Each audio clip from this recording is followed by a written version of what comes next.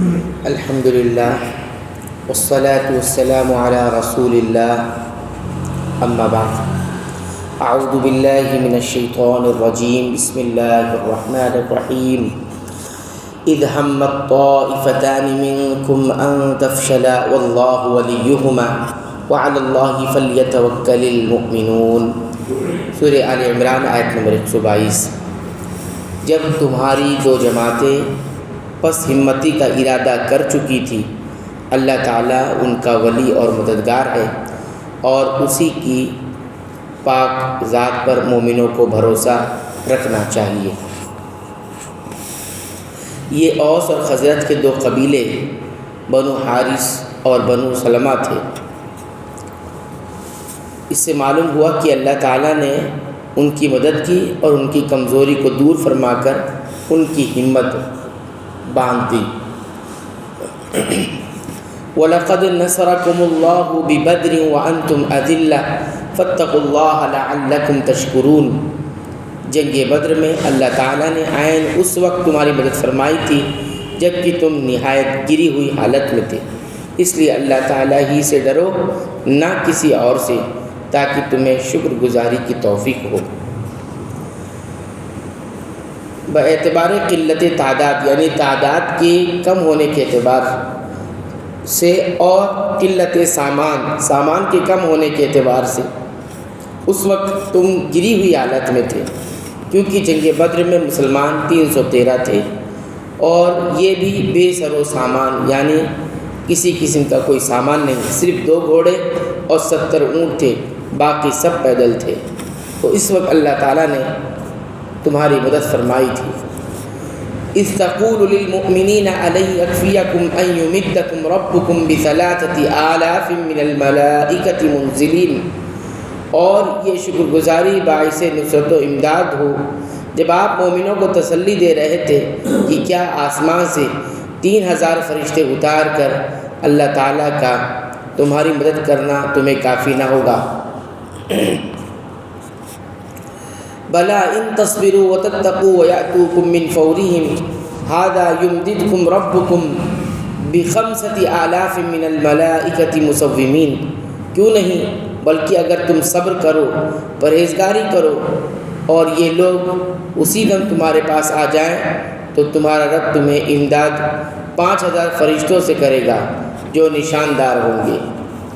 مسلمان بدر کی جانب قافلے قریش پر جو تقریباً نہتا تھا چھاپا مارنے نکلے تھے، مگر بدر پہنچتے پہنچتے معلوم ہوا کہ مکہ سے مشرکین کا ایک لشکر جرار غیظ و غضب اور جوش و خروش کے ساتھ چلا آ رہا ہے۔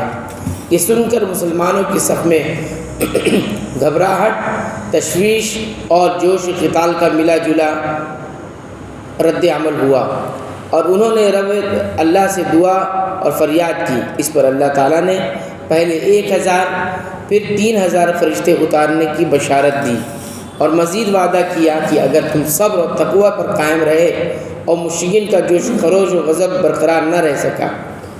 بدر پہنچنے سے پہلے ہی ان میں پھوٹ پڑ گئی، ایک گروہ مکہ پلٹ گیا، اور باقی جو بدر میں آئے ان میں سے اکثر سرداروں کی رائے تھی کہ لڑائی نہ کی جائے، اس لیے حسب بشارت 3000 فرشتے اتارے گئے اور 5000 کی تعداد پوری کرنے کی ضرورت پیش نہ آ سکی، اور بعض مفسرین کہتے ہیں کہ یہ تعداد پوری کی گئی۔ نشاندار ہوں گے، یعنی پہچان کے لیے ان کی مخصوص علامت ہوگی، یعنی وہ جو فرشتے اتریں گے ان میں ایک مخصوص علامت ہوگی۔ وما جعله الله الا بشرى لكم ولتطمئن قلوبكم به وما النصر الا من عند الله العزيز الحكيم، اور یہ تو محض تمہارے دل کی خوشی اور اطمینان قلب کے لیے ہے، ورنہ مدد تو اللہ کی طرف سے ہے جو غالب و حکمت والا ہے۔ لِيَقْطَعَ طَرَفًا مِّنَ الَّذِينَ كَفَرُوا أَوْ يَكْبِتَهُمْ فَيَنْقَلِبُوا خَائِبِينَ۔ اس امداد الہی کا مقصد یہ تھا کہ اللہ کافروں کی ایک جماعت کو کاٹ دے یا انہیں ذلیل کر ڈالے، اور سارے کے سارے نامراد ہو کر واپس چلے جائیں۔ یہ اللہ غالب و کار فرما کی مدد کا نتیجہ بتلایا جا رہا ہے۔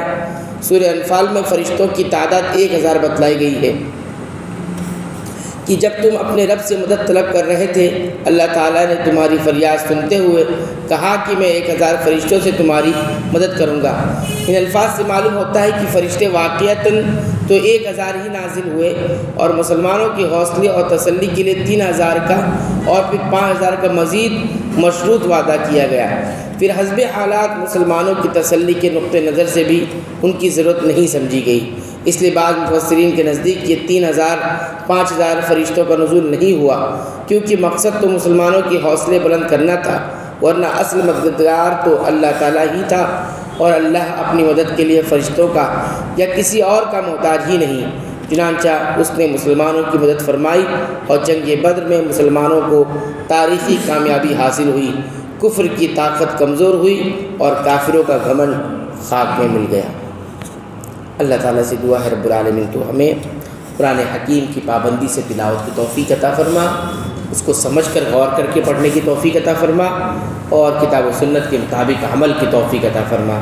اے اللہ تو ہماری مغفرت فرما دے، ہمارے والدین کی مغفرت فرما، تمام مسلمانوں مومنوں اہل توحید کی مغفرت فرما، آمین۔